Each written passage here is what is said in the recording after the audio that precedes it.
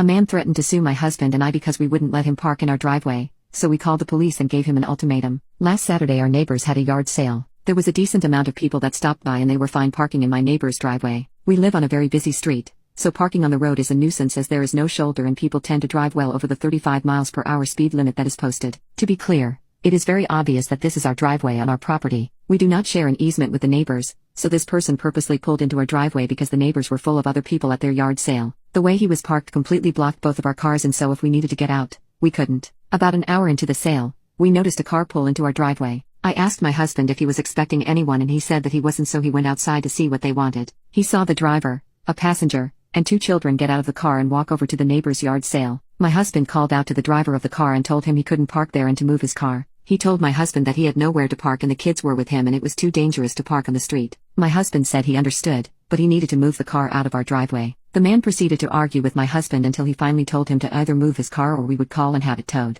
My husband came inside and asked me to call the non-emergency police line to see if someone could come out and ask the driver to move the car out of our driveway. An officer arrived within 10 minutes and my husband explained the situation to him. The other driver began ranting at the officer about not having a safe place to park, and the officer told him that it didn't matter, that he was on our property and he could either move the car or the officer would call to have him towed. The man started screaming curses at my husband and told him that if one of his kids got injured because he had to park in the road he was going to sue us. My neighbors, the ones having the yard sale, came over and told us that we were assholes for making such a commotion over them being parked in our driveway. My husband explained that they were the ones having the yard sale, not us, and that he would have never allowed strangers to park in their driveway because it's just rude. Now my neighbors are bad-mouthing us to all of our other neighbors. Some agree that we were in the right, but the ones to the immediate right of us are now being cold to us and telling us that we are insensitive and have no sense of community. So am I the a-hole or should I have let it go and let the man park in my driveway? ETA. People keep asking why we called the police. We called them because the driver was becoming increasingly hostile and swearing. He threatened to sue us. We would most likely have let him stay if he had just asked us first. The second he started cursing at my husband,